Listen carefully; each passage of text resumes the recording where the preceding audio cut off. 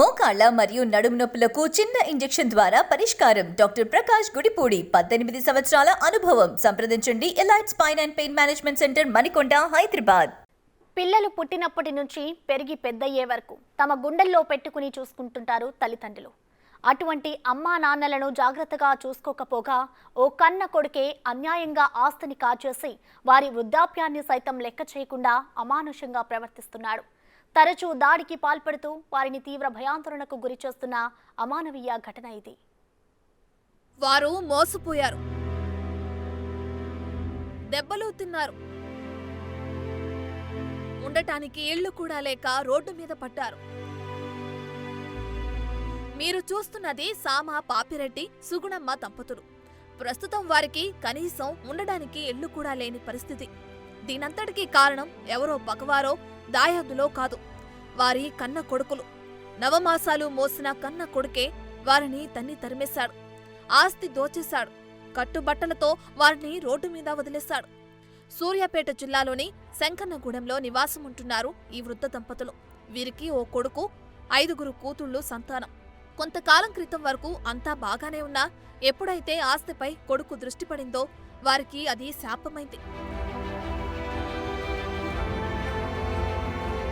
సామ పాపిరెడ్డి తన పూర్వీకుల నుంచి వచ్చిన కొద్దిపాటి భూమిని సేద్యం చేసుకుని కుటుంబాన్ని పోషించుకునేవారు.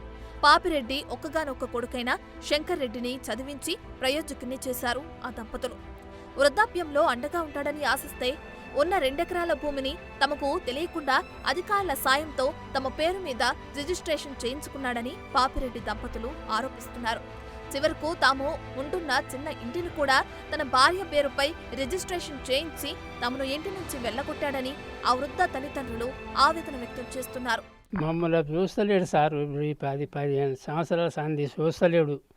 మమ్మల్ని ఏమి ఇవి హాస్పిటల్ ఖర్చులు కూడా పెట్టుకుంటలేడు. అసలు మమ్మల్ని ఉన్నామా లేవా అనే పరిస్థితిలో ఉన్నాం సార్. ఇప్పుడు దాని గురించి ఇప్పుడు ఆ ఇంట్లో కూడా రాకుండా ఆస్తి కూడా ఆక్రమించుకొని అన్నీ చేస్తుండు. ఇక మాకు వచ్చి ఇంటి మీదకి వచ్చి కొట్టిర్రు సార్. మా అన్న కొడుకులా మా కోడలు అన్న కొడుకులా తీసుకొచ్చి ఇక మా ఇద్దరిని కొట్టిర్రు సార్. మాకు తెలవకుండానే ఆ భూమి చేసుకున్నారు సార్. ఈ భూమి అయినా ఈ ఇల్లు చోటు కూడా ఇల్లు కూడా వాళ్ళు ఆక్రమించుకోరు సార్. ఆక్రమించుకొని మమ్మల్ని బజారు బయట ఇచ్చారు సార్. ఏం ఆదరవు లేకుండా ఎవరి కాడికి పోయినా కానీ పట్టించుకుంటలేరు సార్. మమ్మల్ని ఆడియో కాడికి పోయినాం, ఎస్ఐ కాడికి పోయినాం, ఎక్కడనైనా మాకు ఇంత సాయం చేస్తలేరు సార్, ఎవరు చేస్తలేరు. అట్లాంటి పరిస్థితి వచ్చింది సార్ మాకు. తమకు జరిగిన అన్యాయంపై వారు అధికారులకు గోడు వెళ్లబోసుకున్నారు. కానీ వారి మొరను ఆలకించిన వారు లేరు. తమకు న్యాయం జరగకపోగా తమ కుమారుడు ఇచ్చిన డబ్బులకు ఆశపడి తమకు వ్యతిరేకంగా వ్యవహరిస్తున్నారని వృద్ధ తల్లిదండ్రులు ఆరోపిస్తున్నారు.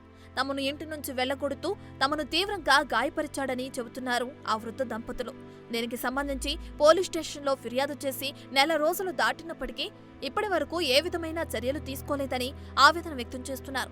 పోలీస్ స్టేషన్ చుట్టూ 11 సార్లు తిరిగినా ఫలితం మాత్రం శూన్యమని చెబుతున్నారు. భూమి అమ్మటానికి వస్తున్నారు, భూమి అడ్డం పోతున్నాం మేము. ఇల్లు చేసుకుంది తెలియదు. ఇల్లు మొన్న కార్యదర్శి అమ్మ కాడ తెలిసింది, కరువు పని పోతే ఆడ తెలిసింది.